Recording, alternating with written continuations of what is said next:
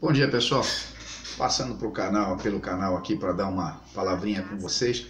Alguns dos inscritos aí, acho que o Felipe, inclusive, inscrito no nosso canal, pediu para falar um pouco sobre bancos, né? Falar sobre banco é meio complexo, principalmente na atual situação. O Brasil tem uma característica diferente de sistema bancário. Nós temos aqui no Brasil, na verdade, com 5 bancos, nós temos uma concentração, vamos falar, né? Nós temos uma concentração bancária muito grande. Os 5 principais bancos, sendo que são 2 controlados pelo governo, né? Nós temos Itaú, Bradesco, Santander, Caixa e Banco do Brasil. Esses bancos juntos, eles são responsáveis por 80% dos ativos bancários brasileiros e por 90% das agências. No Brasil nós temos aproximadamente 150 bancos autorizados a funcionar, mas esses 5 têm essa concentração, e o pessoal da Febraban diz que não é bem assim. Eu não consigo entender onde eles veem que não é concentrado. Se nós compararmos do outro lado com, por exemplo, os Estados Unidos tem 5.600 bancos aproximadamente em operação. Ou seja, existe uma concorrência, existe inclusive aqueles bancos locais onde você tem uma concorrência diferenciada porque o pessoal que te conhece, existe um vínculo inclusive entre o banco e a própria comunidade. Então isso existe um serviço diferente, isso já faz muito tempo que existe nos Estados Unidos, né? Agora no Brasil não, no Brasil hoje você tem um sistema bancário, que aliás eu falo que no Brasil nós não temos um sistema democrático, né? Nós temos um sistema bancocrático, porque na verdade parece que tudo trabalha em função dos bancos. É impressionante. E se nós percebemos, entra governo, sai governo, entra a linha de esquerda, a linha do que for, e os bancos continuam com lucros estrondosos. Só o Bradesco e o Itaú no último trimestre, os dois juntos tiveram lucros de 11 bilhões de reais. Cada um faz o seu juízo do que vocês acham, se isso é correto ou não. Claro, eles trabalham, mas eles têm uma salvaguarda a nível de Banco Central, por exemplo, só de taxas, receitas de taxas que esses bancos têm, que eu acho das mais injustas dentro do contexto da economia brasileira. Eles têm dezenas de bilhões de reais de receita só com taxas. Claro, os resultados dos bancos, consequentemente, no Brasil são melhores do que os resultados dos bancos estrangeiros, né? Agora, dentro do contexto atual que nós estamos falando, estão todos expostos, sim, sem dúvida, às intempéries da economia mundial. Nós estamos hoje percebendo com a elevação do juro do Fed lá nos Estados Unidos, nós estamos tendo uma migração, por exemplo, de recursos de países, por exemplo, como a Argentina, que já teve que pedir ajuda para o FMI por falta de recursos. O Brasil ainda tem reservas, estão tentando fazer uma acomodação aí para segurar, mantendo a taxa, a Selic a 6,5%. Eu já disse no outro vídeo que eu acho que não vai ser suficiente para segurar uma migração ainda, mas de qualquer maneira temos características de economia um pouco diferentes.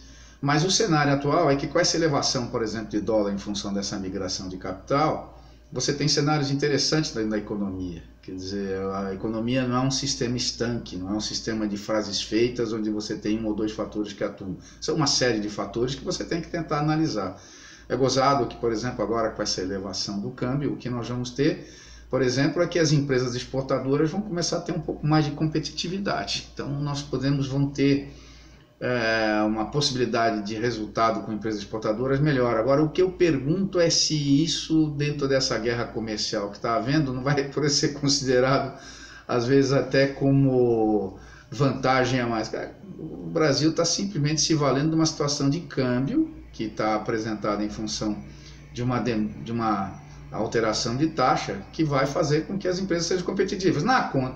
Em contrapartida, na contramão, aquelas empresas que têm endividamento em moeda estrangeira estão numa situação um pouco mais complicada, né? Então é bom sempre a gente tentar analisar aqueles que investem em bolsa, por exemplo. Talvez seja uma boa dica aí, talvez ainda ver aquelas empresas exportadoras, etc., elas devem estar começando a ter resultados melhores, devem estar começando a colocar melhores seus produtos lá fora.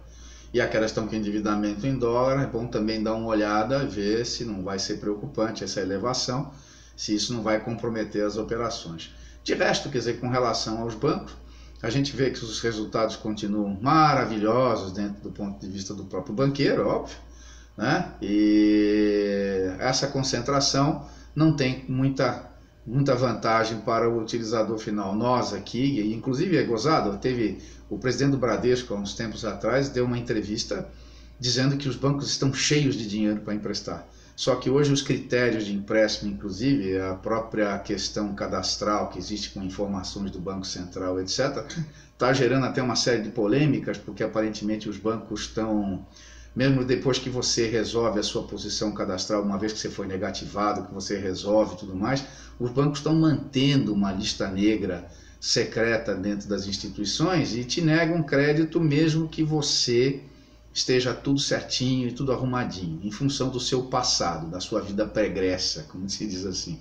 Eles se acham no direito de fazer. Agora, como existe essa concentração e não tem competição, quer dizer, essa informação deve estar disseminada em todas as instituições, ou seja, você não tem muita possibilidade de conseguir um crédito para alavancar o seu negócio, ou mesmo a sua vida pessoal dentro de uma pessoa como autônomo, etc. Isso é uma questão de justiça que seria importante ver alguém que pudesse, se o governo pudesse ver uma forma de regulamentar esse tipo de atitude. Eu não sei, fica aqui uma sugestão, mas é o que eu não acho justo. Quer dizer, os bancos estão nadando de braçada e vão continuar por um bom tempo. Eu não vejo um cenário de curto prazo onde isso possa mudar.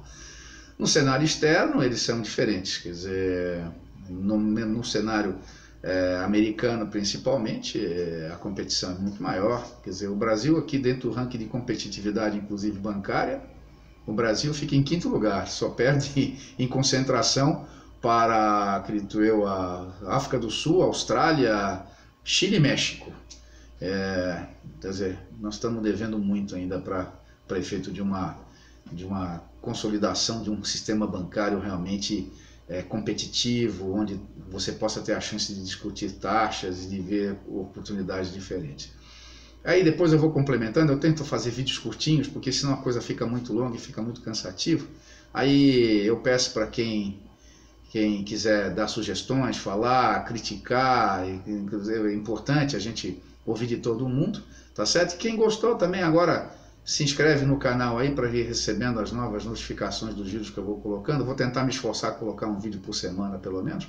E vamos tentar estabelecer um diálogo. É importante no momento atual que o Brasil e que o mundo está passando, porque eu estou prevendo coisas aí um pouco mais pesadas acontecendo adiante.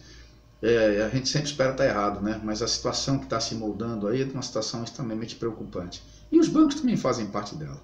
Tá bom? Então um abraço para vocês e até o próximo aí. E se inscreve no canal, vai dando sugestões e vamos fazer um diálogo gostoso aí a nível de economia.